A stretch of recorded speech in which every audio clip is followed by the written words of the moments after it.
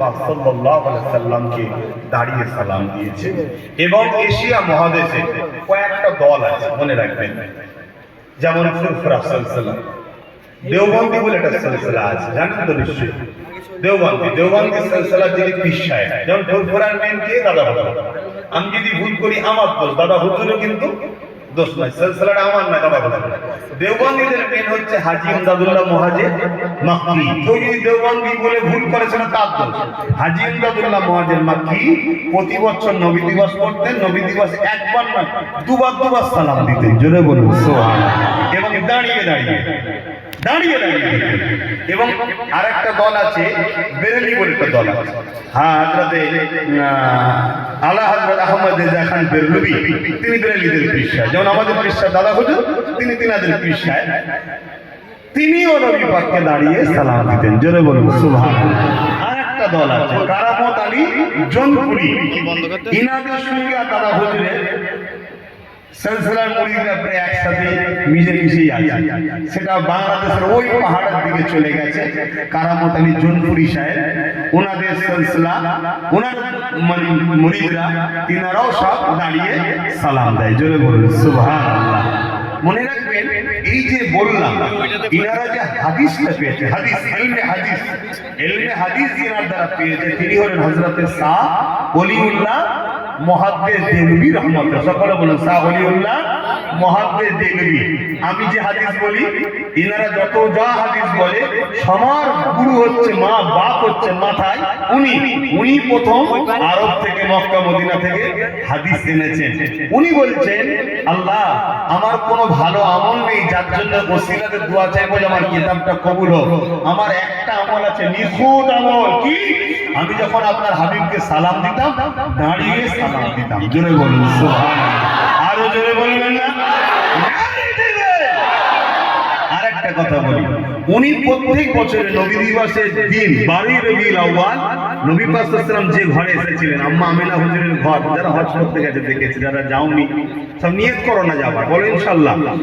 তবে ইয়ং বয়সে যাবে। আমি দোয়া করি আল্লাহ তোমাদের তাড়াতাড়ি পয়সা দিক, তাড়াতাড়ি যেন মক্কা মদিনায় ঘোরায়। আমার রাসূল যে ঘরে তাশরীফ এনেছিলেন, আগমন করেছিলেন, আম্মা আমিনা হুজুরের ঘর লাইব্রেরি করে দিয়েছে। ওই ঘরের ওখানে গিয়ে, এখন তো বদমাইশে সব কড়াকড়ি করতে, কথা বুঝে আসছে না, নবীর ফয়েজটা নিয়ে ফেলি আমরা। ওখানে হুজুর মুহাদ্দিস সাহেব বলতেন, আমি ওই 12 তারিখ ওখানে গিয়ে খাস ভাবে ফয়েজ নিবার জন্য আমি ওখানে প্রতি বছর হাজির থাকতাম, জোরে বলুন সুবহানাল্লাহ। আরো জোরে বলুন সুবহানাল্লাহ। এবং আরো অনেক কথা বলেছে যে অনেক ফেরেশতা আসমান থেকে ওই দিন জুলুস থাকে, যারা আম্মা আমিনা হুজুরের ঘরে ওই দিন আসতে থাকে, জোরে বলুন সুবহানাল্লাহ। আমি ওই দিকে অত যাচ্ছি না, আমি যে বিষয়টা বলেছি, তিনিও দাঁড়িয়ে সালাম দিয়েছেন, যিনি আমাদের পীরের পীরের পীরের পীর পীর, দেওবন্দিরও পীরের পীরের পীরের পীর। যত এশিয়া মহাদেশ বা ভারতবর্ষের দল জামাত আছে, সবাই হাদিস যেই বলবে তখনই কলা হাদাসানা অমুক, হাদাসানা অমুক, হাদাসানা অমুক, হাদাসানা অমুক বলতে বলতে হাদাসানা শাহ ওলিউল্লাহ মুহাদ্দিস দেলভী বলতে হবে। তার মানে ইনি অমুকের থেকে হাদিস নিয়েছে, উনি অমুকের থেকে নিয়েছে, উনি অমুকের থেকে নিয়েছে, উনি অমুকের থেকে নিয়েছে। এই যে রাবি বলা হয়, কথা বুঝে আসছে?